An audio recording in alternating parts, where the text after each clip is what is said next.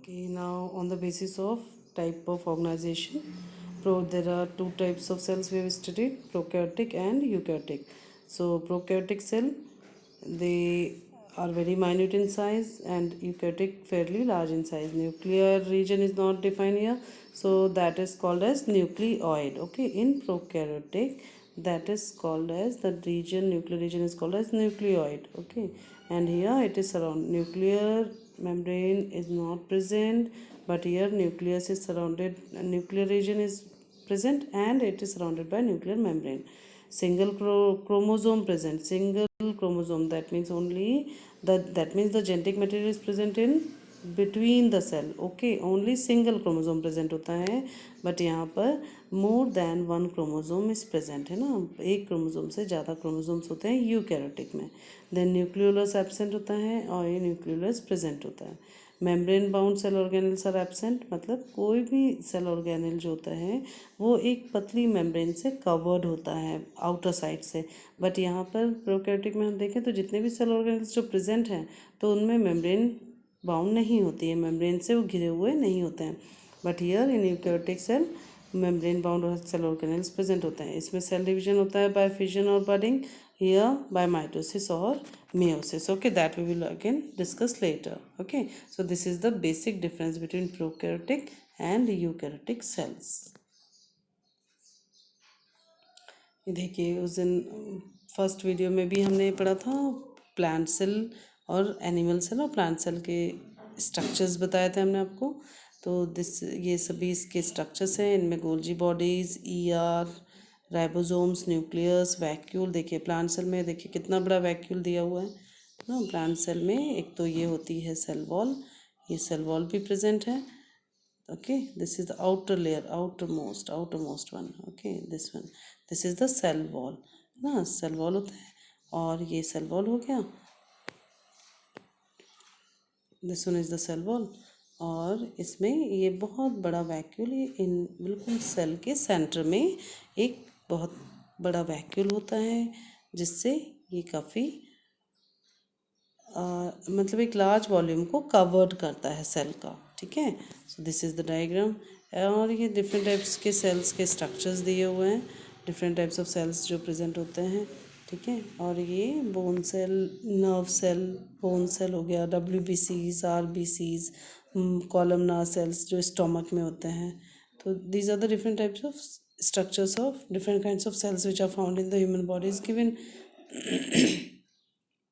Cell size, basically it is their size may vary from 0.2 to mm to 18 centimeter. Okay, 18 centimeter.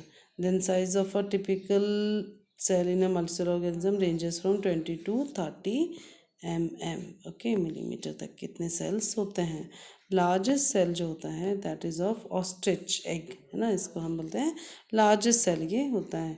Then longest cell जो होता है it is up to 1 metre और more, that is the nerve cell.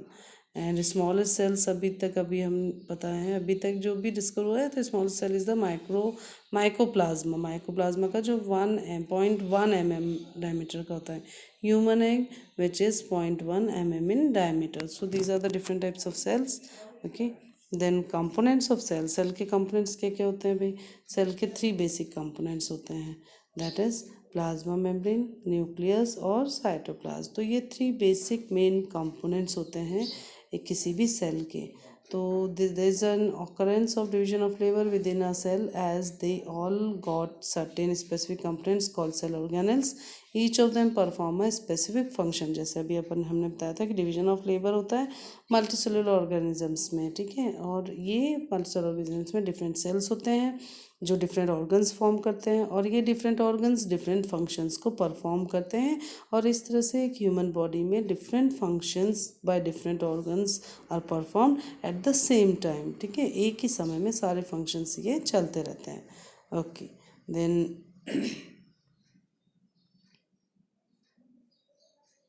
ठीक है, first हम देखेंगे plasma membrane. This is the first component as we have seen. First component plasma membrane.